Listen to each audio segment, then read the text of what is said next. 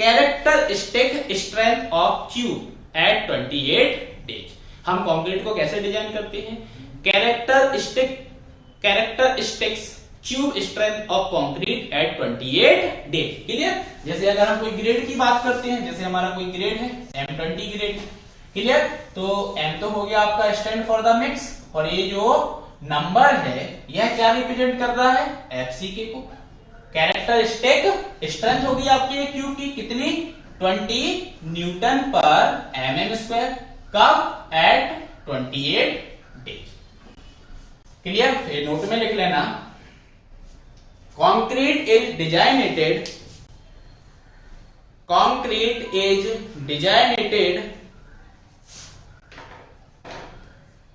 by characteristic cube strength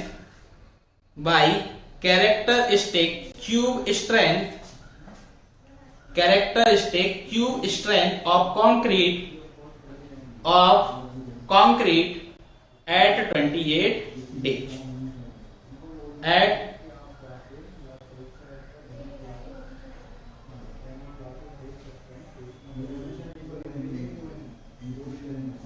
clear है?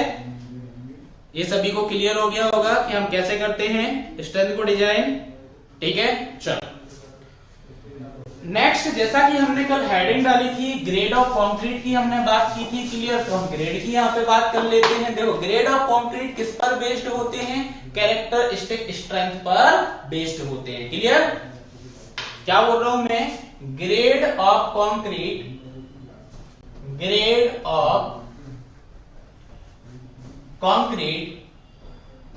based on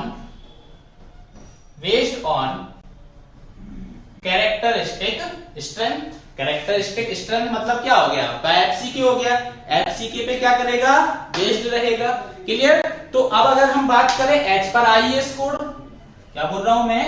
as पर IS code. तो as पर IS कोड बहुत सारे टाइप के ग्रेड होते हैं। जैसे फॉर एग्जांपल अगर मैं बात करूं M10, नेक्स्ट क्या हो गया? 15 और M20। तो ये जो हमारे ग्रेड्स होते हैं M10, M15 एंड M20, ये हमारे कैसे ग्रेड होते हैं? ऑर्डिनरी ग्रेड होते हैं। क्या होते हैं? हमारे ऑर्डिनरी ग्रेड होते हैं।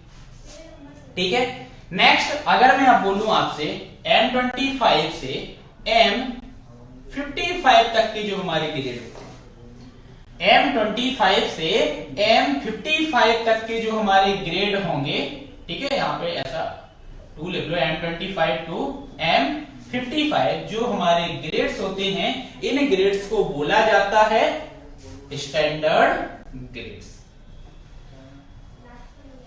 ये क्या होते हैं? हमारे स्टैंडर्ड ग्रेड होते हैं। क्लियर? अब अगर मैं इसके ऊपर जाता हूं, जैसे M62 M90 अगर मैं जाता हूं, तो ये हमारे होते हैं हाई स्ट्रेंथ ग्रेड। ये क्या होते हैं? हमारे हाई स्ट्रेंथ ग्रेड होते हैं। ये क्या होते हैं? हाई स्ट्रेंथ ग्रेड होते हैं। हाई स्ट्रेंथ कंक्रीट के लिए इस ग्रेड को बनाया जाता है। क्लियर? तो मैंने क्या बोला था? ग्रेड ऑफ कंक्रीट जो हमारा होता है वो किस पे बेस्ड होता है? FCK पे बेस्ड होता है, कैरेक्टरिस्टिक स्ट्रेंथ पे बेस्ड होता है। तो अकॉर्डिंग टू IS कोड अगर हम देखें तो ग्रेड हमारे कौन कौन से होते हैं? ऑर्डिनरी ग्रेड्स होते हैं, स्टैंडर्ड ग्रेड्स होते हैं और हाई स्ट्रेंथ ग्रेड्स होते हैं। क्लियर? तो ये आप लिख लेना, अलग से नोट डाल के चाहो तो लिख लेना कि इस ग्रेड की अगर मैं बात करूं तो M क्या होता है आपका? M stand for mix. Clear? Mix की अगर मैं बात करूं तो मिक्स मतलब क्या हो गया आपका? सीमेंट हो गया, सैंड हो गया, एग्रीगेट हो गया, ये आपका मिक्स हो गया। और ये जो नंबर आपको यहाँ पे दिया गया, तो यहाँ पे लिखे दे रहा हूं मैं, नंबर स्टैंड फॉर किसके लिए? Stand for grade which is FCK of 150 mm cube at 28 days. आप इसके आगे लिख लेना, stand for grade which which is FCK of 150 mm, FCK of 150 mm cube at 28 days। ये आपका जो नंबर है वो किसके लिए स्टैंड होता है? एफसीके के लिए स्टैंड होता है, कैरेक्टरिस्टिक स्ट्रेंथ आपको बताता है। ठीक है, तो ये आपके यहाँ पे ग्रेड हो गए हैं। क्लियर? इसके बाद एक और नोट है आपका यहाँ पे, नोट नंबर 2 करके लिखना कि अगर मैं बात करूं ग्रेड किसकी, M60 की, कौन से ग्रेड की बात कर रहा हूं? M60 या फिर M60 एंड एवं। आप M60 को डिजाइन करो या फिर इसके ऊपर के किसी भी ग्रेड को डिजाइन करो, तो जो हमारा आईएस कोड होता है, आरसीसी में हम कौन सा आईएस कोड यूज करते हैं? IS 456-2000।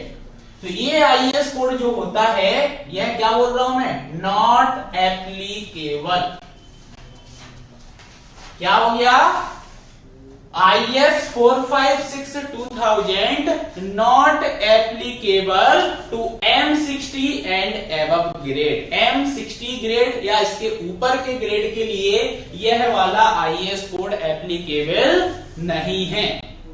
अब नहीं है, ग्रेड तो हम बना रहे हैं, बोला भी गया है हाई स्ट्रेंथ ग्रेड होता है, तो कौन सा आपका IS यहाँ पे यूज होता है फिर? तो ये चीज भी आपको याद रखना है।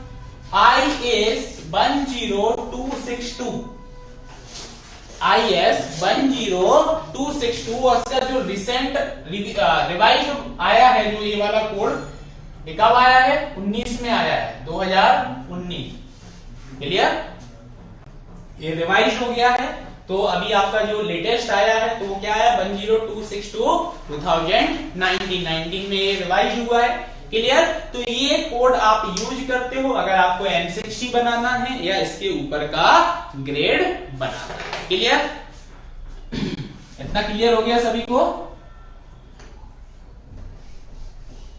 चलो नेक्स्ट बात करते हैं। अब जो हमारा IS 456 है,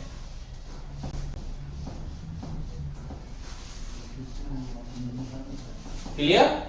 नेक्स्ट हम बात करेंगे IS 456 जो हमारा है, IS 456-2000। इसके अकॉर्डिंग, या फिर मैं ऐसा बोलूं, IS 456-2000 recommends the minimum grade. Clear? IS 456-2000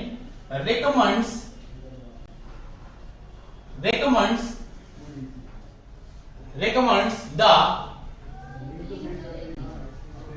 minimum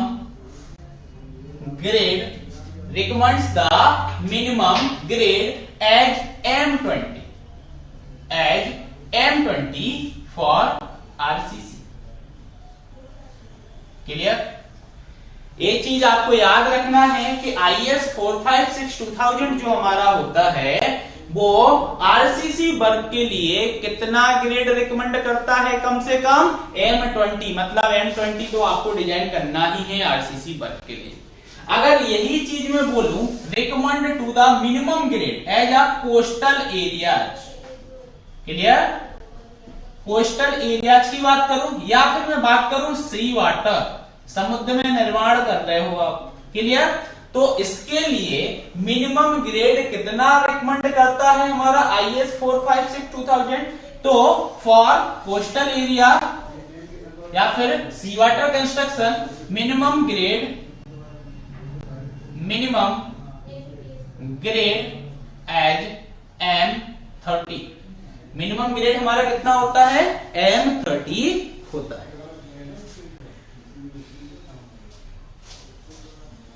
ठीक है, मिनिमम ग्रेड हमारा क्या हो जाएगा? M30 ग्रेड हो जाएगा।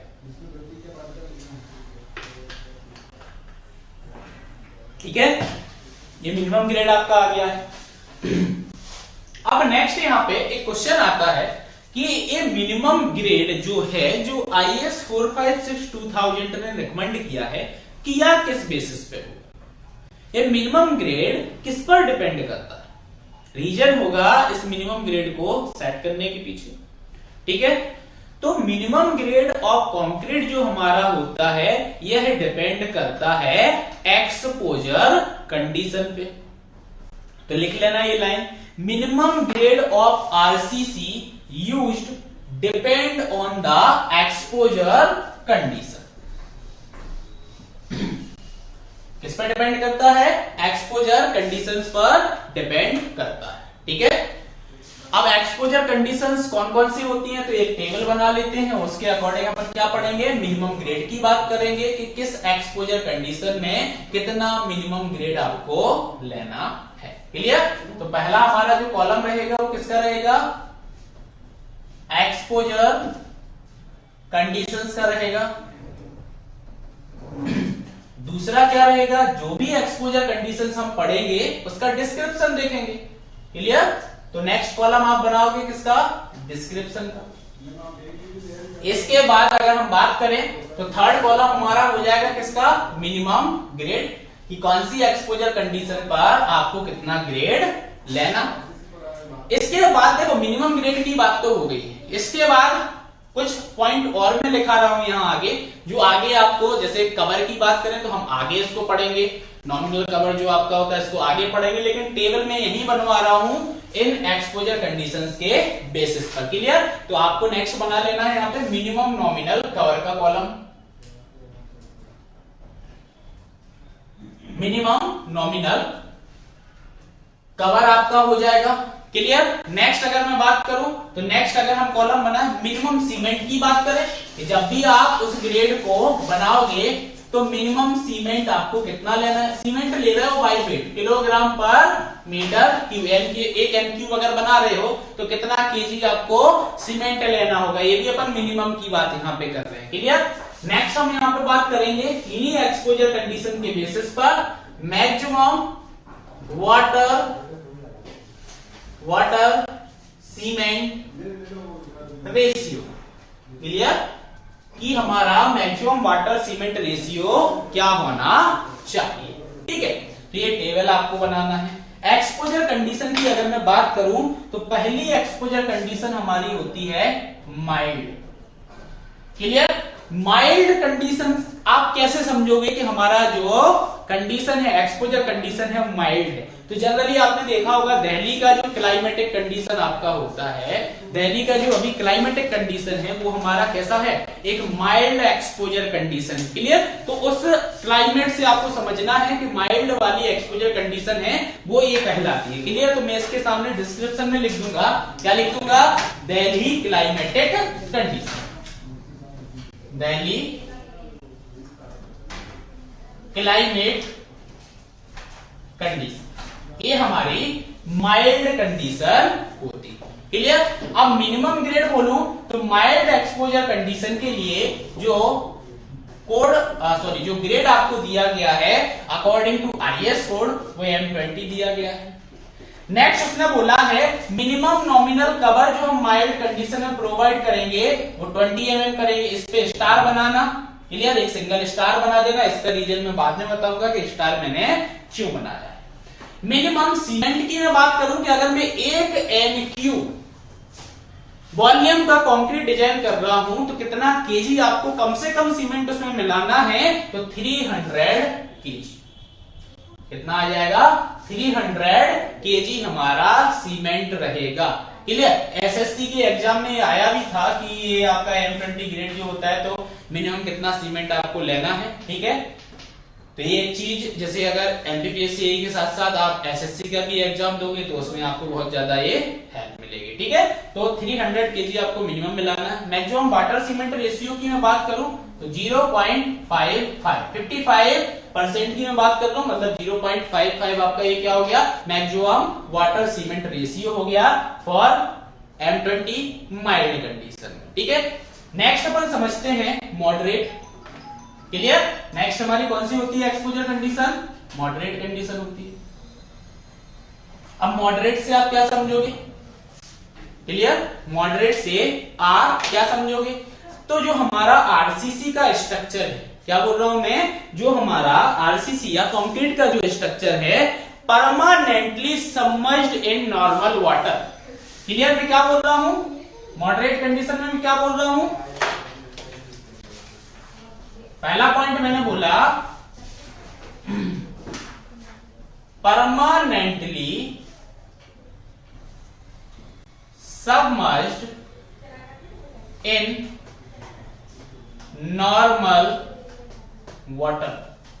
अगर आपका कंक्रीट का स्ट्रक्चर नॉर्मल वाटर में परमानेंटली सबमर्ज्ड हो जाए तो वो मॉडरेट एक्सपोजर कंडीशन को रिप्रेजेंट करता है, या मॉडरेट एक्सपोजर कंडीशन वहां पे डेवलप हो रही है। क्लियर। नेक्स्ट अगर इसी में और देखूं तो ये तो हो गया, एक तो नॉर्मल वाटर में सबमर्ज्ड हो जाना, दूसरा मैं क्या बोलूं, footing in normal soil, footing in normal soil. Normal soil में आपकी जो फुटिंग होती है वो भी आपकी एक मॉडरेट एक्सपोजर कंडीशन को बताती है। इस केस में आपका जो मिनिमम ग्रेड होगा वो कितना हो जाएगा, M25। क्लियर। तो minimum grade of concrete moderate condition के लिए M25 हो गया है। क्लियर। मिनिमम नॉमिनल कवर की अगर मैं बात करूं तो ये कितना हो जाएगा, 30 mm, 30 mm आपका होता है। क्लियर। मिनिमम सीमेंट की अगर मैं बात करूं तो यह आपका 300 kg ही रहेगा, और मैक्सिमम वाटर सीमेंट रेशियो की बात करूं तो यह है आपका 0.5, मतलब 50% अप्रोक्स आपका वाटर यहाँ पे रहता है, मैक्सिमम लिमिट बोल रहा हूं। ठीक है। तो ये आपका हो गया है मॉडरेट कंडीशन की बात हो गई। क्लियर। अब अगर मॉडरेट की बात अगर करें तो नेक्स्ट आपकी जो कंडीशन होती है वो होती है सीवर कंडीशन। क्लियर। अब इसका मतलब क्या है, इसको अपन कैसे समझेंगे सीवर कंडीशन को। हाँ, तो आप बोल सकते हो alternate wetting and drawing condition, मतलब गीला होना फिर सूख जाना, फिर अगेन गीली हो जाना आपके स्ट्रक्चर का। क्लियर। फिर सूख जाना, या फिर ऐसा बोलूं मैं कि जो हमारा स्ट्रक्चर है वो परमानेंटली सबमर्ज्ड हो गया सी वाटर में, स्ट्रक्चर परमानेंटली सबमर्ज्ड हो गया सी वाटर में, that is sewer condition. Clear. तो लिख लेते हैं इसको, क्या बोला मैंने, पहला पॉइंट लिखना, अल्टरनेट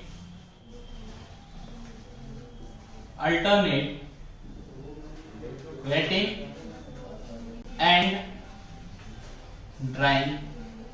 क्लियर। और दूसरा क्या बोला मैंने, permanently submerged in sea water. Clear. ये आपका सीवर कंडीशन को रिप्रेजेंट करता है, जिसके लिए मिनिमम ग्रेड आपका होता है M30। यही बोला था मैंने, सी वाटर में अगर कोई स्ट्रक्चर है तो मिनिमम ग्रेड M30 आपका IS 456-2000 रिकमेंड करता है। क्लियर। तो ये M30 आपका हो गया है। नेक्स्ट अगर मैं बात करूं मिनिमम नॉमिनल कवर की तो वो आपका 45 mm होता है। इस पे बना देना 2 स्टार। इसका भी रीजन बाद में बताता हूं। एक तो पहले वाले पे माइल्ड कंडीशन में मिनिमम नॉमिनल कवर पे 1 स्टार बनवाया, इस पे 2 स्टार बनवा दिए आपके। ठीक है, ये समझते हैं बाद में। मिनिमम सीमेंट जो होगा वो आपका होगा 320 kg। मिनिमम सीमेंट की जो क्वांटिटी की बात कर रहा हूं मैं, कितना हो जाएगा, 320 kg हो जाएगा। मैक्सिमम वाटर की अगर मैं बात करूं कि मैक्सिमम वाटर सीमेंट रेशियो हमारा कितना होगा, 0.45 आपका यहाँ पे मैक्सिमम वाटर सीमेंट होगा। देखो एक और चीज याद रखना, ये छोटी एग्जाम जो होती है जैसे एसएससी व छोटी मतलब डिप्लोमा बेस्ड जो एग्जाम है और डायरेक्टली जो इसमें क्वेश्चन आते हैं, तो उसने पूछा था एक बार कि ये जो वाटर सीमेंट रेशियो है ये किसने बनाया। क्लियर। ये क्वेश्चन पूछा जा चुका है। ये वाटर सीमेंट रेशियो, ये मैक्सिमम वाटर सीमेंट रेशियो की लिमिट दी किसने है। तो कंक्रीट टेक्नोलॉजी जो आपका सब्जेक्ट होता है बीई में भी आप पढ़े होंगे, थ्योरी का सब्जेक्ट होता है, छोटा सा, बहुत बड़ा नहीं है। ठीक है। और जो आपकी एसएससी एग्जाम होती है और जो आपका व्यापम सब इंजीनियर वाली एग्जाम आपकी जो होती है, तो उसमें ये जो मटेरियल वाला होता है उसमें कंक्रीट मटेरियल अलग से आपका एक टॉपिक दिया गया है, उसके अंदर आपको ये पढ़ना है। ठीक है।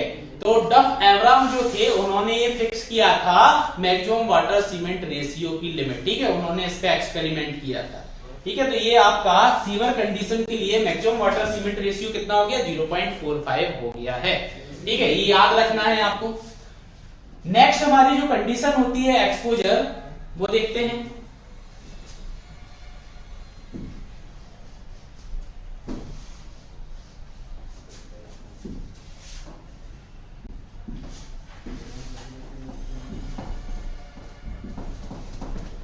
तो नेक्स्ट एक्सपोजर कंडीशन जो होती है वो होती है कौन सी?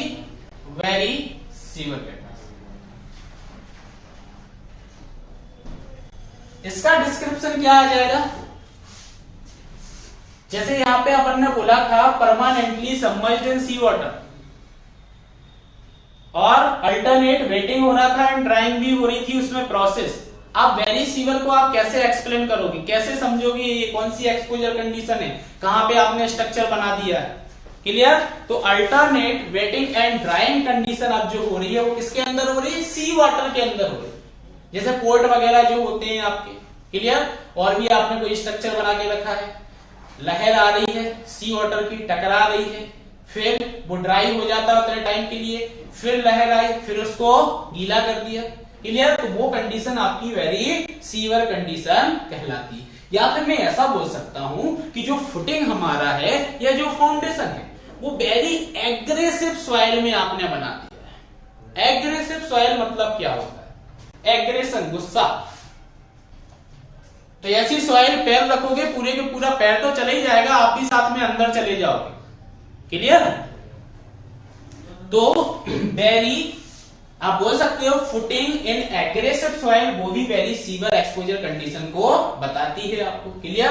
तो आपका यहां पर डिस्क्रिप्शन में पहला पॉइंट क्या आ जाएगा? Alternate wetting and drying in sea water. Sea water, clear? और क्या बोला मैंने? Footing in aggressive soil. Clear? तो इसके लिए मिनिमम ग्रेड जो आपका आया है वो कितना आया है? M35, जो IES ने रिकमेंड किया है, M35 रिकमेंड किया है। मिनिमम नॉमिनल कवर आपको यहाँ पे प्रोवाइड कराना है 50, देखो mm में चलता है आपका ये कवर, ठीक है? तो 50 mm का आप कवर प्रोवाइड कराओगे। मिनिमम सीमेंट की अगर मैं बात करूं तो यहाँ पे 340 kg आपको मिनिमम सीमेंट प्रोवाइड कराना है। नेक्स्ट अगर मैं मैक्सिमम वाटर सीमेंट रेशियो की बात करूं तो मैक्सिमम वाटर सीमेंट रेशियो जो आपका होगा दैट इज 0.45। क्लियर? ये आपका हो जाएगा। अब इसके बाद और लास्ट जो हमारी एक्सपोजर कंडीशन होती है वो होती है कौन सी? Extreme condition. क्लियर? नेक्स्ट हमारा क्या होगा? एक्सट्रीम कंडीशन होगी। क्लियर? अब समझते हैं एक्सट्रीम कंडीशन को। एक्सट्रीम कंडीशन, तो एक्सट्रीम कंडीशन की अगर मैं बात करूं तो जैसे आप स्ट्रक्चर जो बना रहे हो वहां पे अपन बात कर रहे हैं किसके? टेडल जॉन्स। इसकी बात कर रहे हैं, टेडल जॉन्स की बात कर रहे हैं। कंक्रीट इन एसिडिक वाटर, मतलब एसिडिक वाटर आपका है, उसके कांटेक्ट में आपका कंक्रीट का कोई स्ट्रक्चर बना हुआ है, वो भी आपकी एक एक्सट्रीम कंडीशन होती है। क्लियर? तो नेक्स्ट क्या हो गया आपका? Concrete in contact with acidic water. Concrete in contact with acidic water. Clear? तो इस एक्सट्रीम एक्सपोजर कंडीशन के लिए जो हमारा मिनिमम ग्रेड होता है वो कितना होता है? M40 होता है। क्लियर? मिनिमम नॉमिनल कवर जो हम प्रोवाइड करेंगे एक्सट्रीम कंडीशन में वो 75 mm करेंगे। ठीक है? और जो हमारा मिनिमम सीमेंट होगा आपका वो कितना होगा? 360 kg होगा। कितना होगा? 360 kg होगा। और मैक्सिमम वाटर सीमेंट रेशियो जो होगा वो 0.4 होगा। तो हमने अभी क्या देखा है कि जो हमारा मिनिमम ग्रेड होता है कंक्रीट का वो डिपेंड करता है एक्सपोजर कंडीशन पे, उसके साथ साथ मिनिमम नॉमिनल कवर को देखा है, मिनिमम सीमेंट कंटेंट को देखा है और मैक्सिमम वाटर सीमेंट रेशियो को भी देखा है। ये टेबल आपको याद रखना है, थियोरेटिकली क्वेश्चन आपसे पूछा जा सकता है। क्लियर? अब मैंने आपको यहाँ पे स्टार बनवाया था नॉमिनल कवर के बीच में, मिनिमम नॉमिनल कवर जो था, तो एक स्टार मैंने बनवाया माइल्ड स्टील में। क्लियर? 20 mm का कवर आप प्रोवाइड कराते हो माइल्ड स्टील में, सॉरी माइल्ड स्टील बोल रहा हूं, माइल्ड कंडीशन में। क्लियर? और जो आपकी सीवर कंडीशन थी उसमें आपने 45 mm का करवाया था। क्लियर? तो देखो जो पहला स्टार मैंने बनवाया था वो पहला स्टार बना हुआ था 20 mm की वैल्यू आपकी थी और कंडीशन आपकी थी माइल्ड। तो ये वैल्यू किसकी थी? मिनिमम नॉमिनल कवर, इसकी वैल्यू थी मिनिमम नॉमिनल कवर की वैल्यू थी। अगर मैं आपसे बोलूं कि जो हमने आरसीसी का क्या बनाया है, स्ट्रक्चर बनाया है, उसमें जो हमने स्टील का बार प्रोवाइड किया है, या क्या बोलूं, ऐसा डायरेक्टली बोल दूं कि जो बार प्रोवाइड किया है अगर इसका डाया लेस देन है, क्या है, लेस देन है 12 mm से, तो ये जो वैल्यू आपकी है सिंगल स्टार वाली, यह आपको क्या कर देना है, can be reduce by, can be reduce 5 mm, 5 mm आप इसकी वैल्यू को रिड्यूस कर दोगे अगर बार का डायामीटर कितना है, लेस देन 12 mm है। सिंगल स्टार वाली बात खत्म। अब बनाया था डबल स्टार, हमने डबल स्टार बनाया था सीवर कंडीशन जो आपकी थी। क्लियर? इस पे हमने डबल स्टार बनाया हुआ था और नॉमिनल कवर की जो वैल्यू हमने लिखी वो लिखी 45 mm। क्लियर? तो अब यहां पे अगर मैं आपसे बोलूं कि मैं ग्रेड ऑफ कंक्रीट जो हमारा है, क्या है, ग्रेड ऑफ कंक्रीट जो हमारा है, अगर ये grade of concrete M35 and above, M35 या इसके ऊपर आप ग्रेड यूज कर रहे हो सीवर कंडीशन में, तो ये जो मिनिमम नॉमिनल कवर की वैल्यू है यह आपको रिड्यूस कर देना है 5 mm। क्या कर देना है, can be reduce 5 mm। 5 mm आप इस वैल्यू को क्या कर दोगे, रिड्यूस कर दोगे। ठीक है? तो ये स्टार जो सिंगल बना हुआ था, डबल स्टार बनवाया था, उसके रिलेटेड ये आपका पॉइंट हो गया, याद रखना है। ठीक है? तो या तो आप ऐसा लिख लो, ऐसे नहीं लिखना है, तो आप क्या करो, एक स्टार पॉइंट बनाओ जो अपन ने बनाया था सिंगल स्टार, इसके सामने लिख लेना this value can be reduce by 5 mm for bar dia less than 12 mm। अगर वार का डाया लेस देन कितना है, 12 mm है, तो हम इस वैल्यू को 5 mm कम कर देंगे। अब नेक्स्ट पॉइंट की अगर मैं बात करूं तो ये आपका हो गया नेक्स्ट पॉइंट डबल स्टार वाला। इसमें लिखना this value can be reduced, this value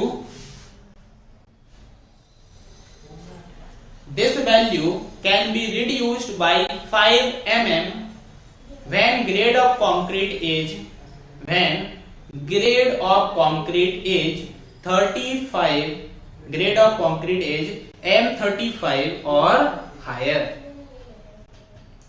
M35 or higher। Clear?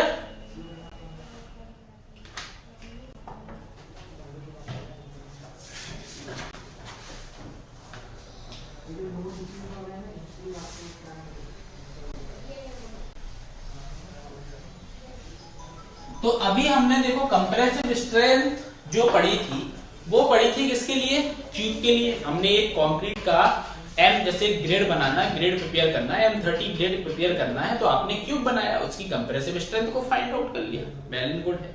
आपने वहां पे साइज को भी स्पेसिफाइड कर दिया, 150 mm साइज का ही बनाना है। क्लियर? तो यहां पे एक चीज देखा गया कि स्ट्रेंथ ऑफ कंक्रीट की अगर मैं बात करूं तो जैसे 150 mm आपकी साइज है, तो 150 mm साइज से हमने उस मोल्ड की साइज को बढ़ाना किया चालू। तो जैसे जैसे मोल्ड का साइज बढ़ा, जो स्ट्रेंथ कंक्रीट की मिली आपको वो क्या हो गई है, क्या हो गई है, कम होती जा रही है। मतलब साइज ऑफ मोल्ड बढ़ रहा है, या फिर मैं ऐसा बोलूं स्पेसिमेन जो आपका है उसकी साइज अगर इंक्रीज हो रही है तो स्ट्रेंथ ऑफ कंक्रीट आपका क्या हो रहा है, डिक्रीज हो रहा है।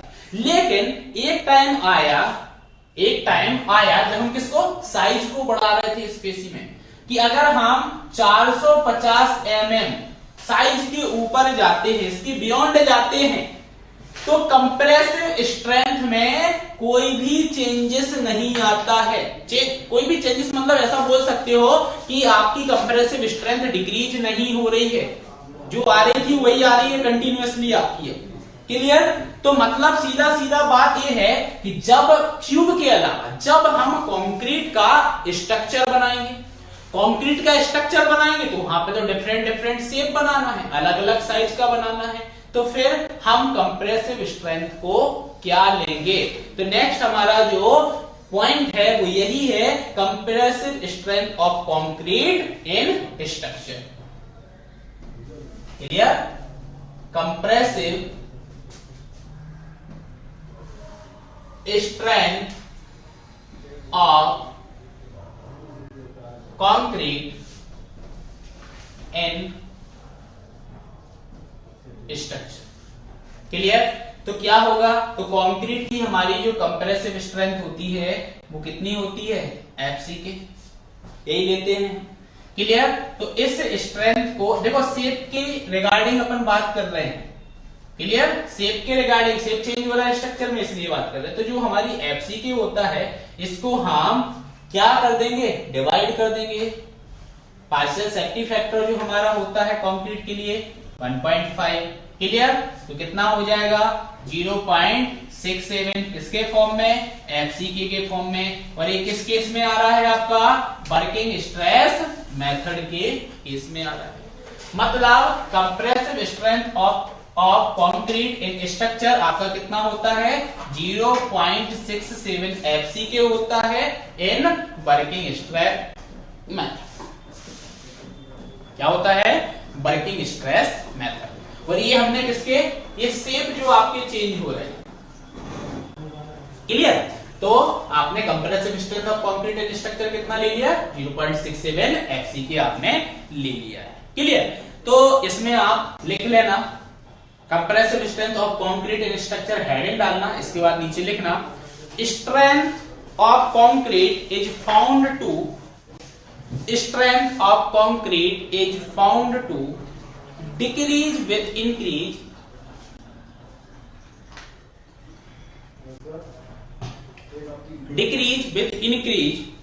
in the size of the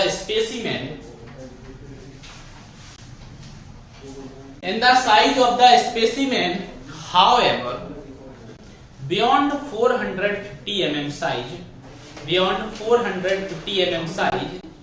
there is no decrease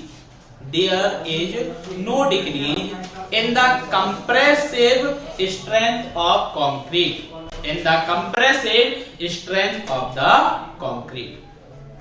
तो आगे लिखना है इसमें, thus compressive strength of concrete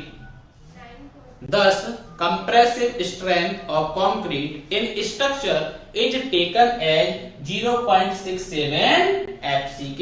कितना लेते हैं हम, 0.67 FCK लेते हैं। क्लियर? कंप्रेसिव स्ट्रेंथ की बात हो गई है। ठीक है, क्या लेना है आपको, अब मोस्ट इंपोर्टेंट जो यहाँ पे आता है कंप्रेसिव के साथ साथ tensile strength of concrete. Next क्या होता है हमारा, टेंसाइल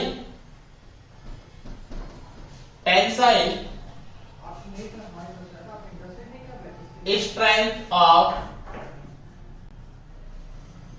कंक्रीट।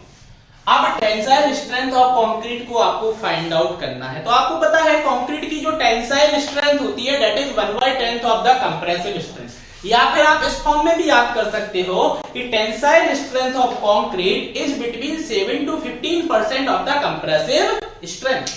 क्या बोला मैंने, देखो टेंसाइल स्ट्रेंथ ऑफ कंक्रीट, तो आपका हेडिंग हो गया। फिर मैं क्या बोल रहा हूं कि tensile strength of concrete is between, क्या बोला मैंने, इसी में लिख देता हूं, is between 7 to 15% of compressive strength.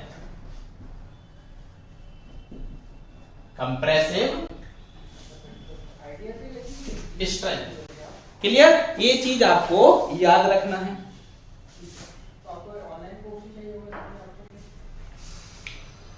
Clear? मैंने क्या बोला, टेंसाइल स्ट्रेंथ ऑफ कंक्रीट जो आपकी है is between 7 to 15% of compressive strength. Clear? अब अगर मैं यहां पे बात करूं कि अगर मैं क्या बनाता हूं, स्ट्रेस स्ट्रेन का डायग्राम बनाता हूं। क्या बनाता हूं? आपका फॉर्म सब्जेक्ट चल ही रहा है। क्लियर? आई थिंक सर ने अगर पढ़ा दिया हो तो वेल एंड गुड है, नहीं तो नेक्स्ट लेक्चर में तो आपको मिल ही जाएगा स्ट्रेस स्ट्रेन का डायग्राम। क्लियर? तो स्ट्रेस स्ट्रेन का जो डायग्राम आपका होता है ऑलमोस्ट क्या हो जाता है, यहां पे लीनियर आप ले लेते हो। क्लियर? Is almost linear. ठीक है? तो अब बात यहां पे ये चल रही है कि कंक्रीट की ये टेंसाइल स्ट्रेंथ हम फाइंड आउट कैसे करें। क्लियर? तो फाइंड आउट करने के लिए सबसे पहला जो हमारे पास टेस्ट होता है वो होता है कौन सा, direct tensile test. Clear? Direct tensile test आपके पास होता है। इस टेस्ट को अप्लाई करके हम क्या कर सकते हैं, टेंसाइल स्ट्रेंथ को फाइंड आउट कर सकते हैं। लेकिन यहां पे भी दिक्कत, प्रैक्टिकली हम देखें तो डायरेक्ट टेंसाइल टेस्ट हम अप्लाई नहीं कर पाते हैं टेस्ट स्पेसिमेन। क्लियर? कैसे? जो टेंसाइल फोर्स आपको स्पेसिमेन पे लगाना है वो टेंसाइल फोर्स आप नहीं लगा पाते हो प्रैक्टिकली। मतलब प्रैक्टिकली तो ये चीज पॉसिबल नहीं है, थ्योरेटिकली हम मान के चल रहे हैं कि एक डायरेक्ट टेंसाइल टेस्ट हमारे पास है। क्लियर? तो क्या बोला मैंने, प्रैक्टिकली नॉट पॉसिबल। क्या बोल रहा हूं मैं इसमें, practically not possible to apply tensile force, to apply tensile force on test specimen, on test specimen. Clear? तो अब फिर कैसे निकालेंगे स्ट्रेंथ को, तो अब डायरेक्ट टेंसाइल टेस्ट की जगह हम क्या लगाएंगे, फ्लेक्सर टेस्ट लगाएंगे। क्या लगाएंगे, फ्लेक्सर टेस्ट। क्लियर? तो जो हमारा कंक्रीट होता है उसकी जो टेंसाइल स्ट्रेंथ होती है, अगर हम उसको किसमें फाइंड आउट करते हैं, फ्लेक्सर में फाइंड आउट करते हैं, तो उसको हम बोलते हैं कंक्रीट की फ्लेक्सुरल स्ट्रेंथ। क्लियर? क्या बोल रहा हूं मैं, tensile strength of concrete in flexor. क्या बोला मैंने, tensile strength of concrete in flexor. ये जो आपकी टेंसाइल स्ट्रेंथ होगी कंक्रीट की फ्लेक्सर में, इसको क्या बोला जाता है, फ्लेक्सुरल स्ट्रेंथ हम बोलते हैं। क्लियर? क्या बोलते हैं इसको, फ्लेक्सुरल स्ट्रेंथ हम बोलते हैं। क्लियर? अब देखो ये फ्लेक्सुरल टेस्ट होता क्या है, कैसे हम फाइंड आउट करते हैं, या फिर मैं बोलूं कि ये फ्लेक्सुरल स्ट्रेंथ होती क्या है। तो आप कंक्रीट पे क्या करते हो, लोडिंग लगाते हो। कंक्रीट का आपका जो स्पेसिमेन है उसके ऊपर क्या करोगे, लोडिंग को लगाओगे। प्योर फ्लेक्सर आपको डेवलप करना है, अभी आगे वो भी बता रहा हूं कि प्योर फ्लेक्सर कैसे आपका डेवलप होगा। क्लियर? तो आपको क्या करना है, यहाँ पे फ्लेक्सुरल स्ट्रेंथ को फाइंड आउट करना क्या होती है। तो कंक्रीट स्ट्रक्चर जो आपका स्पेसिमेन है उस पर आपने लोडिंग लगाई, तो उस लोडिंग की वजह से उस कंक्रीट में क्या होगा, क्रैक डेवलप होगा। तो जो कंक्रीट में पहला क्रैक डेवलप होगा, क्लियर, जिस टाइम पे कंक्रीट आपका पहला क्रैक उसके अंदर डेवलप होगा, वो आपका क्या कहलाता है, फ्लेक्सुरल स्ट्रेंथ कहलाती है। क्या कहलाती है, फ्लेक्सर स्ट्रेंथ कहलाती है। अब कैसे वो कंडीशंस आएंगी यहाँ पे उसको थोड़ा सा समझ लेते हैं। देखो, अगर मैं आपसे बोलूं यहाँ पे कि एक मेरे पास बीम है, क्लियर, ये मेरी एक क्या है, बीम है, ठीक है, ये बीम हो गई है।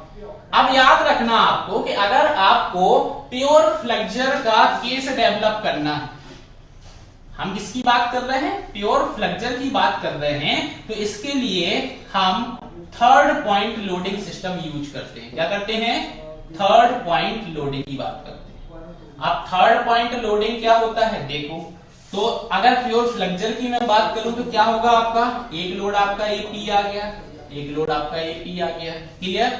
और अगर ये आपकी ओवरऑल लेंथ है एल, तो ये लेंथ क्या हो जाएगी आपकी l/3, ये क्या हो जाएगा l/3, और ये क्या हो जाएगा l/3, क्लियर। अब इस केस में अगर मैं आपसे बोलूं ये बीम है हमारी, तो इस बीम का आपको क्या होगा, डेप्थ भी पता होगा, ये आपका डी हो गया है। अब अगर मैं बात करूं कि आप इसके लिए बीएमडी बनाओ, तो देखो बीएमडी और एसएफडी ये भी आपको स्ट्रेंथ ऑफ मटेरियल में पढ़ाया जाएगा आगे के लेक्चर्स में, क्लियर। तो यहाँ पे अपने को रिएक्शंस नहीं निकालना है, अपन से बीएमडी की अगर मैं यहाँ पे बात करूं तो बीएमडी क्या बन जाएगा, देखो कुछ इस टाइप का आपका बीएमडी का डायग्राम बनेगा, डेट इज पॉजिटिव। और ये जो बना है ये कौन सी कंडीशन डेवलप हुई है, प्योर फ्लेक्सर की डेवलप हुई है, क्लियर। यहाँ पे कोई भी शियर नहीं है, प्योर फ्लेक्सर का केस आपका। अगर मैं आपसे बात करूं यहाँ पे एसएफडी का, कि एसएफडी क्या रहेगा इसका, तो एसएफडी भी बना लेते हैं। देखो इस टाइप का कुछ होगा, नो लोडिंग, मतलब इस पोर्शन में क्या है, लोडिंग नहीं है, तो ये हो गया। और ये आपका यहाँ पे क्या हो जाएगा, डाउन हो जाएगा, ये पॉजिटिव और ये निगेटिव हो जाएगा। तो ये आपका फ्लेक्सर टेस्ट के लिए हमने एक बीम पे थर्ड पॉइंट लोडिंग की बात की है, प्योर फ्लेक्सर हमने यहाँ पे डेवलप किया है। तो आप फ्लेक्सर टेस्ट को अप्लाई कैसे कर रहे हो, इसकी प्रोसीजर समझते हैं। सबसे पहले क्या किया गया, we apply third point loading to produce pure flexure condition. अगर एक प्योर फ्लेक्सर कंडीशन को प्रोड्यूस करना है तो हम थर्ड पॉइंट लोडिंग की बात करेंगे। अब इनिशियली आपका जो लोड होगा वो क्या होगा, जीरो होगा। जीरो से अब उसकी वैल्यू को हम इंक्रीज करते जाएंगे, इस लोडिंग को बढ़ाते जाएंगे, और कंक्रीट में क्या होगा, first crack will be developed. Concrete के अंदर पहला क्रैक आपका क्या हो जाएगा, डेवलप हो जाएगा। उस क्रैक के करस्पॉन्डिंग जो स्ट्रेंथ निकालते हो वो हमारी फ्लेक्सुरल स्ट्रेंथ कहलाती है, क्लियर। तो करस्पॉन्डिंग टू अबव लोड, इस लोड के करस्पॉन्डिंग आप क्या करोगे, सेंट्रल पोर्शन में क्या करोगे, सेंट्रल पोर्शन में बेंडिंग मूवमेंट को कैलकुलेट करोगे। किसको कैलकुलेट करोगे, बेंडिंग मूवमेंट को कैलकुलेट करोगे। देखो मूवमेंट भी कैलकुलेट हो गया। नाउ यूजिंग फ्लेक्सुरल फॉर्मूला, हम फ्लेक्सुरल फॉर्मूला का यूज करके, नेक्स्ट क्या बोला मैंने, now using flexure formula, now using flexural formula हम क्या करेंगे, क्रैकिंग स्ट्रेसेस को कैलकुलेट करेंगे। now using flexural formula cracking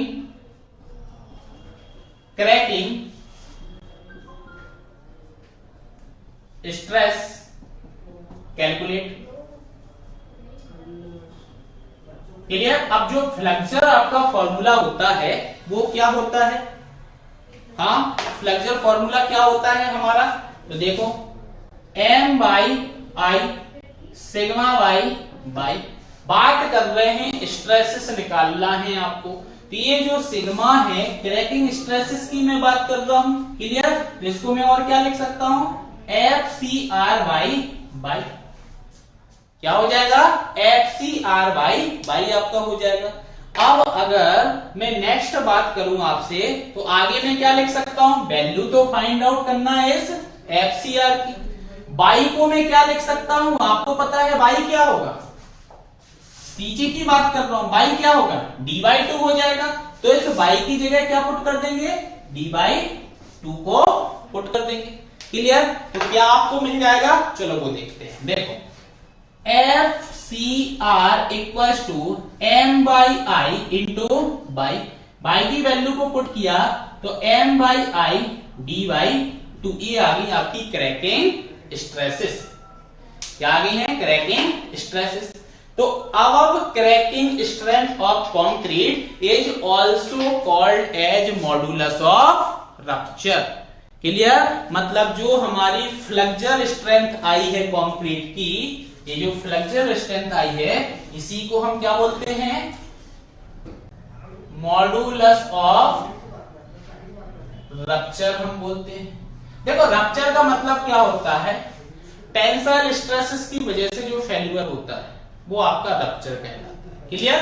तो मॉडुलस ऑफ रप्चर आपका ये हो गया है, इसी को आप फ्लेक्सुरल स्ट्रेंथ बोलते हो, इसी को मॉडुलस ऑफ रप्चर बोलते हो। क्लियर? तो अब आईएस कोड जो आपका है 456, क्या है? आईएस 456 है, तो उसकी बात करते हैं। आईएस 456 2000, इसने इस फ्लेक्सुरल स्ट्रेंथ को कैलकुलेट करने के लिए एक स्टैंडर्ड फॉर्मूला आपको दिया है। क्या दिया है standard formula? FCR equal to 0.7 into under root FCK। That is the standard formula for cracking stresses, या फिर मैं क्या बोलूं सीधा सीधा, flexural strength and modulus of rupture के लिए जो फॉर्मूला होता है वो क्या होता है? FCR equal to 0.7 root FCK। Clear?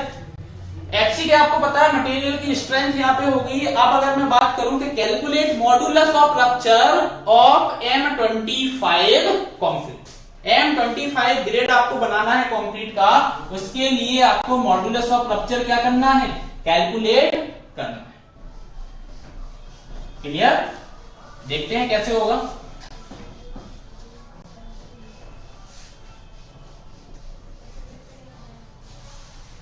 देखो मैंने क्या बोला है, M25 के लिए आप कैलकुलेट करके बताओ। तो ये आपका ग्रेड हो गया M25। तो आपको पता है M25 ग्रेड मतलब FCK जो आपका होगा वो कितना हो जाएगा? 25 न्यूटन पर mm स्क्वायर। बात कर रहा हूं मैं मॉडुलस ऑफ रप्चर की, मतलब बात कर रहा हूं FCR की। FCR कितना होता है? 0.7 अंडर रूट FCK। FCK की जो हमारी वैल्यू आई है वो कितनी आ गई है? 25 आ गई है। क्लियर? रूट को सॉल्व करोगे 0.7 इंटू 5 और इसको आगे सॉल्व करोगे 3.5 MPa। MPa देखो और क्या होता है? न्यूटन पर mm स्क्वायर। इक्विवेलेंट होती हैं दोनों यूनिट्स, तो आप MPa भी लिख सकते हो और न्यूटन पर mm स्क्वायर भी लिख सकते हो। तो ये आपका क्या हो गया? कैलकुलेशन हो गया है फ्लेक्सुरल स्ट्रेंथ का। इतना क्लियर है? हाँ, इतना क्लियर है आप सभी को? बता दो थोड़ा सा कमेंट करके, थम्स अप करके, कि लगे कि आप लोग जाग रहे हो, ठंड की वजह से सो नहीं रहे हो।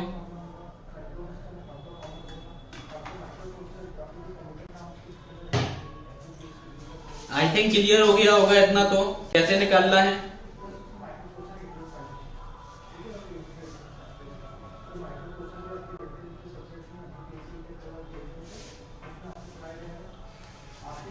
क्लियर है? चल, तो ये आपकी देखो डायरेक्ट टेंसाइल स्ट्रेंथ की हमने बात कर ली थी, और हमने दूसरी बात किसकी की है? फ्लेक्सुरल स्ट्रेंथ की बात की।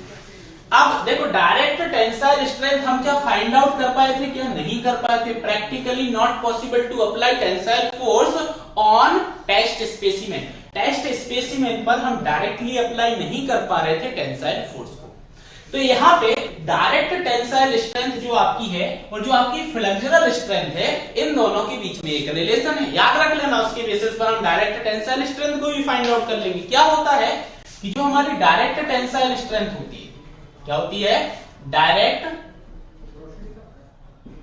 टेंसाइल स्ट्रेंथ जो हमारी होती है वो क्या होती है? 0.5 to 0.625 ऑफ FCR।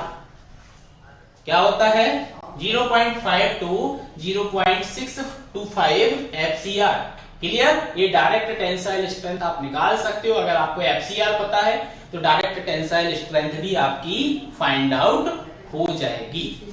ठीक है, चल आगे बढ़ते हैं। फिर इसके बाद आपका होता है स्प्लिटिंग टेस्ट। दूसरा कौन सा लगाते हैं? स्प्लिटिंग टेस्ट लगाते हैं। देखते देखते हैं आगे स्प्लिटिंग टेस्ट कैसे अप्लाई करना है। देखो अभी पूरा का पूरा इंट्रोडक्शन चल रहा है अभी आपके आरसीसी का। मेनली जो पार्ट आता है जैसे एनालिसिस पार्ट आएगा आपका डब्ल्यूएसएम और एलएसएम से, ठीक है, और इंटरेस्टिंग आ जाएगा आरसीसी आपका। चलो स्प्लिटिंग टेस्ट की अगर मैं बात करूं तो यहाँ पे लिख देते हैं पहले क्या हम पढ़ रहे हैं। क्लियर, स्प्लिटिंग टेस्ट की बात करें। देखो स्प्लिटिंग टेस्ट अगर मुझे करना है तो मैं क्या करूंगा, स्पेसिमेन जो लूंगा वो सिलेंडर स्पेसिमेन आप यहाँ पे लेते हैं जिसका साइज आपका वही होगा 150 mm डाया होगा और 300 mm इसकी क्या होगी, लेंथ होगी। क्लियर, तो अगर मैं आपसे बोलूं कि ये हमारा क्या हो गया है, वो सिलेंडर हो गया। क्लियर, ये वाले साइज का ये हो गया आपका। क्लियर, अब देखते हैं आगे थोड़ा सा इसको डायग्राम प्रॉपरली बना लेते हैं अपन।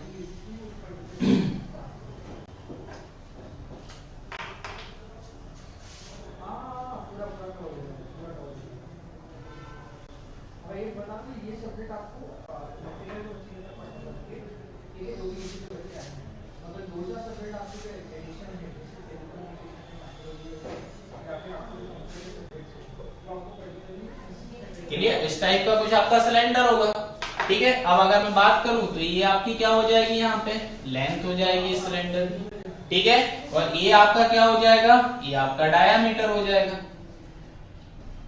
ये आपका क्या होगा, डायामीटर यहाँ पे हो जाएगा। अब क्या किया हमने, इस पर क्या किया, लोडिंग अप्लाई की। अब जो लोडिंग हम यहाँ पे अप्लाई करते हैं उसको हम कैसा करते हैं, डायामेट्रिकली करते हैं। क्लियर, कैसे अप्लाई करते हैं, डायामेट्रिकली। अब इसका डाया आपको दिख रहा होगा, डायामीटर की मैं बात कर रहा हूं, तो डायामीटर के अलाउंग हम इस पे क्या कर रहे हैं, लोडिंग को अप्लाई कर रहे हैं। तो डायामेट्रिकली जब हम लोडिंग को अप्लाई करते हैं तो क्या होता है, इसमें टेंसाइल स्ट्रेसेस जनरेट होंगी। डायामेट्रिकली आपका डायामीटर के अलोंग आपने क्या कर दिया, लोडिंग इस पे लगाई है, तो क्या हो रहा है, टेंसाइल स्ट्रेस यहाँ पे डेवलप होंगी। और ये टेंसाइल स्ट्रेसेस क्या करेंगी, इस सिलेंडर को दो भागों में या दो पार्ट में स्प्लिट कर देंगी। क्लियर, तो अब आपको वही तो निकालना है टेंसाइल स्ट्रेस जिस पर यह दो पार्ट्स में क्या हो रहा है, स्प्लिट हो रहा है। तो उसको हम कैलकुलेट करते हैं बाय द स्टैंडर्ड फॉर्मूला। तो आप बोल सकते हो splitting tensile strength. Clear, splitting tensile strength की मैं बात कर रहा हूं, तो इसको हम रिप्रेजेंट करते हैं एफसीटी से। इससे रिप्रेजेंट करते हैं, एफसीटी से हम रिप्रेजेंट करते हैं। और ये क्या होता है, 2p/π d इंटू एल। देखो p क्या है, जो आपने लोड अप्लाई किया है, d क्या हो गया आपका, डाया हो गया, l क्या हो गया आपका, लेंथ हो गया। तो इससे आप स्प्लिटिंग टेंसाइल स्ट्रेंथ को फाइंड आउट कर सकते हो। क्लियर, एक चीज और याद रख लेना कि ये जो लोड हम यहाँ पे अप्लाई कर रहे हैं, ये कैसे अप्लाई कर रहे हैं, तो देखो 0.7 to 1.4 न्यूटन पर mm स्क्वायर पर मिनट। एक मिनट में हम कितना लगा रहे हैं, 0.7 to 1.4 न्यूटन पर mm स्क्वायर अप्लाई कर रहे हैं। धीरे धीरे इंक्रीज भी होता जा रहा है पर मिनट। ठीक है, दो भागों में क्या कर देगा, स्प्लिट कर देगा। क्यों करेगा, क्योंकि इस पे क्या होगा, टेंशन डेवलप होगा। क्या होगा, टेंशन डेवलप होगा। By the using standard formula हम क्या करेंगे, इसको कैलकुलेट कर लेंगे। क्लियर, अब देखो जो स्प्लिटिंग टेस्ट का आपको टेंसाइल स्ट्रेंथ मिला है एफसीटी और एफसीआर के बीच में जो रिलेशन इनका होता है वो क्या होता है, एफसीटी इक्वल टू होता है आपका 0.66666 एफसीआर। क्लियर, ये आपका होता है। क्लियर, और अगर जो हमें डायरेक्ट टेंसाइल टेस्ट की बात कर रहा था मैं, तो आप ऐसा बोल सकते हो 5 to 12% हाई वैल्यू होती है डायरेक्ट टेंसाइल टेस्ट के कंपैरिजन में। क्लियर, तो आप यहां पे ये पॉइंट भी लिख सकते हो, 5 to 12% high value than direct tensile test. Clear, तो एमपीपीएससी यही में यहाँ पे इनकी स्ट्रेंथ के अकॉर्डिंग आपसे क्वेश्चन पूछ लिया गया था कि किसकी स्ट्रेंथ ज्यादा होती है और किसकी स्ट्रेंथ कम होती है। तो सबसे ज्यादा आपने स्ट्रेंथ अभी देखी है कि एफसीआर जो होता है आपका, एफसीआर की जो स्ट्रेंथ होती है फ्लेक्सुरल स्ट्रेंथ वो ज्यादा होती है।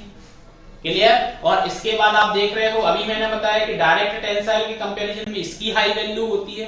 क्लियर। तो अब आपने जो एफसीआर निकाला है, किसका निकाला है? सिलेंडर का जो निकाला है। क्लियर। ये सिलेंडर का हो गया। और सबसे कम किसकी मिलेगी आपको? तो मैं यहां पे लिख सकता हूं एफसीआर इसका डायरेक्ट टेंसाइल। क्लियर। तो ये सीक्वेंस आपसे पूछ लिया गया था एक बार प्रीवियस ईयर में एमपीपीएससी यही में, तो ये चीज आपको याद रखना है। ठीक है, क्योंकि आपको भी पता है प्रीलिम्स आपका यहाँ पे होना है, 100% न्यूमेरिकल नहीं आते हैं आपके एग्जाम में। 60-40 का आपका रेशियो होता है। 60% थ्योरेटिकली क्वेश्चन पूछे जाते हैं, 40% न्यूमेरिकल पूछे जाते हैं। अब देखो 60% थ्योरेटिकली का मतलब ये नहीं है कि बस लाइन पढ़ो और टिक कर दो। कॉन्सेप्चुअल वो थ्योरेटिकली क्वेश्चन आपसे पूछे जाएंगे।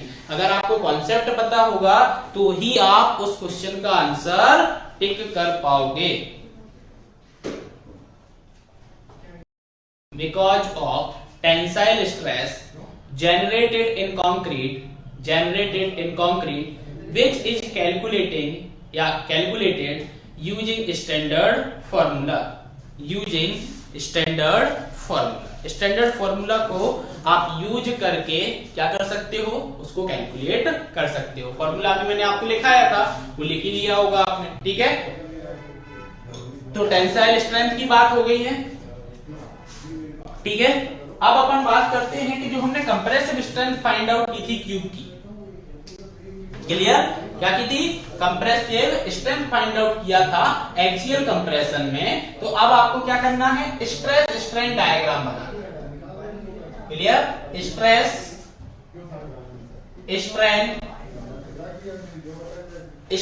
स्ट्रेन कर्व ऑफ क्या? Curve for concrete. स्टार्टिंग में जो हमने कल क्लास पढ़ी थी उसमें मैंने क्या बोला था? कंक्रीट आपका कैसा होता है? ब्रिटल मटेरियल होता है। और सॉन्ग की क्लास भी आपकी चल रही है, तो आपने आज पढ़ा ही होगा ब्रिटल मटेरियल और डक्टाइल मटेरियल के लिए क्या कर्व बनता है? स्ट्रेस स्ट्रेन का। ठीक है, तो ब्रिटल मटेरियल का क्या कर्व बनता है आपको पता ही है। कंक्रीट हमारा ब्रिटल मटेरियल है। ये भी कल बताया था ब्रिटल मटेरियल क्या होता है, डक्टाइल क्या होता है, किसके बेसिस पर हम ये कैटेगराइज करते हैं? That is percentage elongation. इसके बेसिस पे हम इसको कैटेगराइज कर रहे हैं। क्लियर। एक बार फिर से बता दे रहा हूं जिन लोगों ने कल की क्लास नहीं देखी हो। क्या बोला था मैंने कि अगर हमारा जो परसेंटेज एलोंगेशन होता है, अगर यह लेस देन 5% है तो मटेरियल हमारा ब्रिटल कहलाता है। क्लियर। अगर इस परसेंटेज एलोंगेशन की जो वैल्यू हमारी आई है यह 5% से क्या हो रही है? ज्यादा हो रही है, लेकिन 15% से क्या हो रही है? कम हो रही है। ऐसा मटेरियल हमारा इंटरमीडिएट डक्टाइल मटेरियल कहलाता है। अगर यह परसेंटेज एलोंगेशन ग्रेटर देन हो जाता है 15% से, तो हमारा जो मटेरियल होता है वो क्या होता है? डक्टाइल मटेरियल होता है। तो कंक्रीट हमारा कैसा है? Brittle material. क्लियर। और ब्रिटल मटेरियल के लिए जो आपका स्ट्रेस स्ट्रेन कर्व बनता है वो देख लेते हैं। ठीक है, देखो ये आपका होता है क्या? स्ट्रेस। ठीक है, और ये आपका क्या होता है? स्ट्रेन होता है। ठीक है, और आपका जो कर्व होता है ब्रिटल मटेरियल का कैसा होता है? कुछ ऐसा आपका कर्व होता है। दैट इज ब्रिटल मटेरियल का कर्व हो गया। अब हम किसके लिए पढ़ रहे हैं? Stress strain curve for concrete के लिए पढ़ रहे हैं। ठीक है, तो कंक्रीट का यहाँ पे बनाना है अपने को, तो देख लेते हैं कंक्रीट के लिए क्या बनेगा। तो ये कर्व आपको जो स्ट्रेस वर्सेस स्ट्रेन आपको जो कर्व मिल रहा है ये कब मिला, कैसे मिला? क्लियर। तो 150 mm साइज का आपने क्यूब बनाया था, उस पे एक्सियल कंप्रेशन आपने लगाया 28 दिनों के बाद, कास्टिंग की, उसके 28 दिनों तक क्यूरिंग, और उसके बाद आपने क्या किया?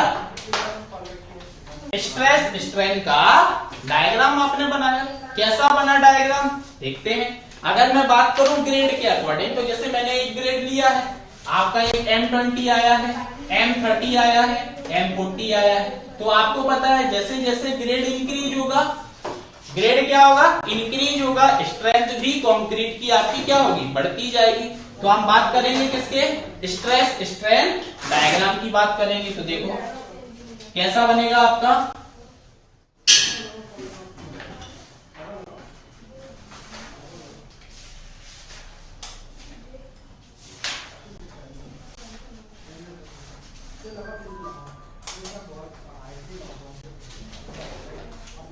क्लियर, कुछ इस टाइप से आपके कर्व जाएंगे। ठीक है, तो ये स्ट्रेस स्ट्रेन कर्व आपका हो गया है। अब अगर मैं आपसे बोलूं डेट इज M20, ये क्या हो गया आपका M30 के लिए हो गया, और ये आपका M40 के लिए हो गया। ठीक है, तो अब अपन ने यहाँ पे क्या ऑब्जर्व किया है कि जो स्ट्रेस स्ट्रेन डायग्राम हमारा होता है कंक्रीट के लिए, यह कैसा है, नॉन लीनियर डायग्राम। कैसा है, नॉन लीनियर डायग्राम। सबसे पहला तो एक पॉइंट आपको याद रखना है, क्योंकि बहुत सारे लोग कंफ्यूज हो जाते हैं इसमें, तो सर लीनियर कंसीडर करना है, नॉन लीनियर लेना। तो ये आपका कैसा है, नॉन लीनियर आपका है। नेक्स्ट यहाँ पे क्या देखा कि जो हमारी कंप्रेसिव स्ट्रेसेस हैं, क्लियर है, जो हमारी कंप्रेसिव स्ट्रेसेस हैं इस कंक्रीट में, वो मैक्सिमम कितने स्ट्रेंथ पर आती है। ये क्वेश्चन अभी जो पीईबी व्यापम आपका पीईबी सब इंजीनियर का एग्जाम हुआ, उसमें ये आया है क्वेश्चन आपसे कि maximum compressive stress occurs at strain value, किस स्ट्रेन वैल्यू पर मैक्सिमम आपको कंप्रेसिव स्ट्रेस मिलती है। क्लियर, तो ये जब डायग्राम बनाया तो इनका आपने क्या किया, पीक चेक किया, तो ये कितने स्ट्रेन पर आपको मिली, 0.002 स्ट्रेन पर आपको क्या मिलता है, मैक्सिमम मिलती हैं कंप्रेसिव स्ट्रेसेस। क्लियर, मतलब 0.2% the value of stresses at 0.002 strain is called compressive strength of concrete. इस स्ट्रेन पर जो आपको ये वैल्यू मिली है मैक्सिमम वाली, यही हमारी क्या कहलाती है, कंप्रेसिव स्ट्रेंथ कहलाती है कंक्रीट की। क्लियर, तो ऐसे आपका ये क्या होगा, यहाँ पे स्ट्रेन होगा, जो 0 हो गया, ये आपका 0.001 हो गया, फिर आपका 0.003 हो गया। ठीक है, नेक्स्ट आपका 0.004 हो गया, ऐसे ही आपका आगे आ जाएगा 0.005। ये स्ट्रेन आपका चल रहा है। तो मैक्सिमम वैल्यू मुझे कहां मिली, 0.002 पे मिली। अब अगर मैं एक सिंपल सा क्वेश्चन आपसे पूछूं कि ये M20 ग्रेड है और ये M40 ग्रेड है, तो किस ग्रेड में आपको ज्यादा डिफॉर्मेबिलिटी मिलेगी, डक्टिलिटी कौन से ग्रेड में ज्यादा, M20 में ज्यादा होगी कि M40 में ज्यादा डक्टिलिटी होगी? जल्दी से कमेंट करके आंसर दें इसका।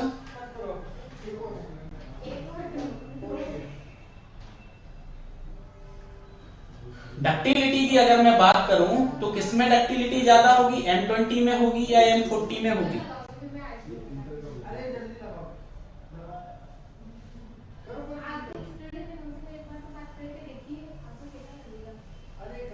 तो देखो, जितना लोअर स्ट्रेंथ आपके कंक्रीट का होता है वो उतना ज्यादा आपको क्या मिलेगा, उसके अंदर डिफॉर्मेबिलिटी मिलेगी, वो ज्यादा डिफॉर्म होगा। तो lower strength concrete has greater deformability, उसमें ज्यादा अच्छी डिफॉर्मेबिलिटी मिलेगी। अब डिफॉर्म हो रहा है वो मटेरियल अगर, मतलब उसकी जो डक्टिलिटी है, उसकी जो डक्टिलिटी है वो ज्यादा है। डक्टिलिटी क्या है आपकी, ज्यादा है। क्लियर, तो lower strength concrete has greater deformability such that ductility than high strength concrete. High strength concrete के कंपैरिजन में लोअर स्ट्रेंथ कंक्रीट जो हमारा होगा उसकी डक्टिलिटी ज्यादा होगी। क्लियर, लेकिन स्ट्रेंथ आपकी अगर मैं बात करूं तो स्ट्रेंथ आपको ऑब्वियसली बात है आपको हाई स्ट्रेंथ ग्रेड में मिलेगा, लेकिन डक्टिलिटी उसमें क्या हो जाएगी, कम हो जाएगी, ब्रिटलनेस उसकी ज्यादा हो जाएगी। क्लियर, मतलब मैं ऐसा बोल सकता हूं कि जो हमारा हाई स्ट्रेंथ कंक्रीट होता है वो एक छोटे से स्ट्रेन पर भी क्रश हो जाएगा। क्लियर, क्या हो जाएगा, क्रश हो जाएगा। मतलब जिस पॉइंट पर आपका ये कर्व खत्म होता है उस पॉइंट को हम बोलते हैं क्रशिंग स्ट्रेन। जहां पे आपका ये कर्व खत्म हो रहा है वो हमारा क्रशिंग स्ट्रेन कहलाता है। क्लियर, तो जो हमारे कंक्रीट के लिए क्रशिंग स्ट्रेन होता है वो कितना होता है, 0.3% टू 0.3 टू 0.3% टू 0.5%। क्लियर? इसके बीच में हमारे कंक्रीट का क्या आता है? क्रशिंग स्ट्रेन हमारा आता है। क्लियर? ये हमारा क्रशिंग स्ट्रेन कितना आएगा? 0.3% टू 0.5%। मतलब मैं ऐसा भी बोल सकता हूं, क्रशिंग स्ट्रेन आपने जो देखा हुआ है दैट इज 0.0035, ये आपका मैक्सिमम क्रशिंग स्ट्रेन होता है किसका? कंक्रीट का। आप देख रहे हो ये जो कर्व है आपका फेल हो रहा है, यहां से इस वैल्यू के बीच में फेल हो रहा है, तो इसके बीच में आता है। क्लियर? 0.3 से 0.5% के बीच में आपका क्रशिंग स्ट्रेन आपको मिलता है। कितना मिलता है? तो जो टेस्टिंग हुई है उस पे आपने देखा तो 0.0035 पर आपका क्या हो जाता है? फेल हो जाता है।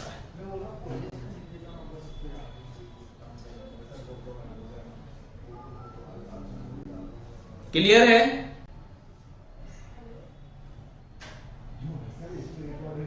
इतना क्लियर है?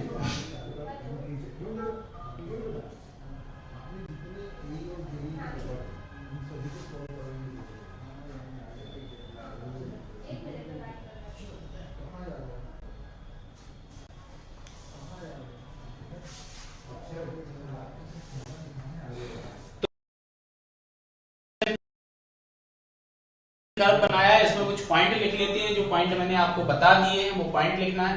देखो ये तो आपका क्या हो गया? एक्चुअल कर्व हो गया जो स्ट्रेस स्ट्रेन का आया। इस एक्चुअल कर्व के बेसिस पर हम इसकी स्ट्रेंथ को फाइंड आउट नहीं कर पाते हैं। क्या नहीं कर पाते हैं? स्ट्रेस को फाइंड आउट नहीं कर पाते हैं। तो हम क्या करते हैं फिर? या आइडियल कर्व बनाना पड़ेगा या फिर मुझे क्या करना पड़ेगा? डिजाइन कर्व बनाना पड़ेगा। तो डिजाइन कर्व आपका क्या होता है? जैसे ग्रिड्स के अकॉर्डिंग अगर मैं बात करूं तो क्या होता है? देखो, तो हम आइडियल कर्व कैसा बनाते हैं कंक्रीट के लिए? तो ये हमारा जो होता है that is ideal curve. Clear? ये आइडियल कर्व हो जाता है। ये आपका जो होता है ये क्या होता है? एफसी के। ठीक है? अब जैसे मैंने अभी बोला था शेप, ये तो आपका क्यूब का हो गया, क्यूब की टेस्टिंग की, उसका आपका हो गया। अगर मैं बात करूं शेप की वजह से जो चेंज आया है आपका, तो कितना आता है? आपको अभी मैंने बताया था कि जो ये एफसी के हमारा होगा, इस एफसी के को हम 1.5 जो पार्शियल सेफ्टी फैक्टर हमारा होता है इससे डिवाइड कर देंगे, 0.67 एफसी के ये हमारा आ जाएगा 0.67 एफसी के। और ये जो पॉइंट आ रहा है जहां पे आपका स्ट्रेन होगा 0.002। Clear? That is the ideal curve जो आपको एनालिसिस इन सारी चीजों में यूज करना है। ठीक है? ये आइडियल कर्व होता है जिसके बेसिस पे हम वैल्यू को फाइंड आउट कर पाते हैं। ये आपका एक्चुअल कर्व है जो आपको मिलेगा। ठीक है? लिख लेना, इसमें पॉइंट लिखना, stress strain curve of concrete जो था इसके अंदर लिखना, when a cube of 150 mm, when a cube of 150 mm size is subjected to axial compression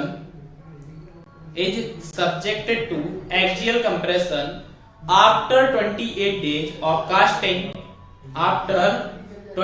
days of casting, the stress strain diagram will be as follow।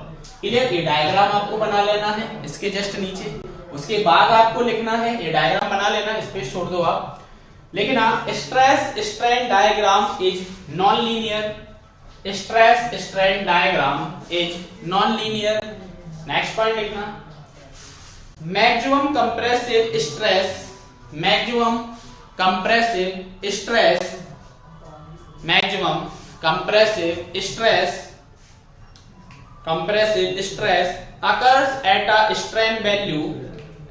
occurs at a strain value of 0.002 such that 0.2%, the value of stress at 0.002 strain is called compressive strength of concrete, next आपका point लिखना जो मैंने बोला था आपको, lower strength of concrete has greater deformability such that ductility than high strength concrete.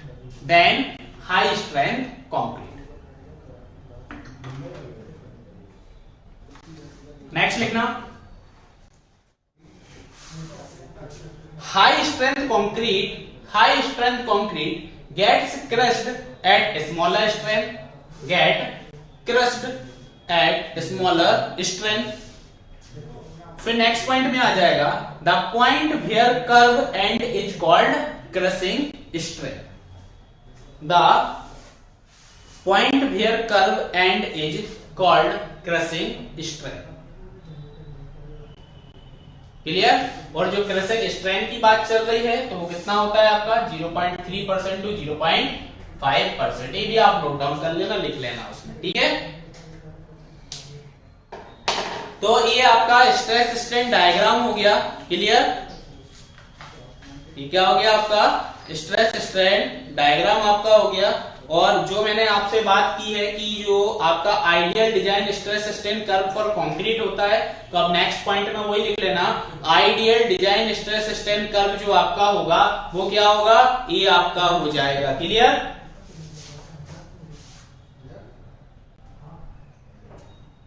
तो इसको properly ऐसा बना लेना, ठीक है. ये प्रॉपरली आपका इस टाइप से बना लेना, ठीक है. ये आपको पता है ये हमने किस वजह से किया है, शेप की वजह से. आपने 150 mm का इसमें क्यूब का टेस्टिंग किया था साइज का, एफसी की आपकी स्ट्रेंथ आई थी, लेकिन स्ट्रक्चर की मैं बात कर रहा हूँ, डिजाइन की मैं बात कर रहा हूँ, तो शेप चेंज होंगे, वेरिएशन आएगा स्ट्रेंथ में, तो पार्शियल सेफ्टी फैक्टर से हमने डिवाइड कर दिया और हमारी स्ट्रेंथ जो है 0. कितनी आ गई है 67 एफसी की आ गई है. तो next heading, ideal design stress strain curve आपको डालना है कंक्रीट का, और आपको क्या कर देना है, ये वाला कर्व बना लेना है. क्लियर? अगर आज की क्लास में किसी भी प्रकार का आपको डाउट हो तो पूछ लो, क्योंकि नेक्स्ट जो टॉपिक है अपना मॉडुलस ऑफ इलास्टिसिटी, वो आज हो नहीं पाएगा, 10 मिनट में हो नहीं पाएगा, तो उसको हम कल की क्लास में कंटिन्यू करेंगे. ठीक है? तो अगर कोई डाउट हो तो आप पूछ सकते हो, ये बना लेना डायग्राम. ठीक है, चलो तो मिलते हैं नेक्स्ट क्लास में. Thank you. Class over.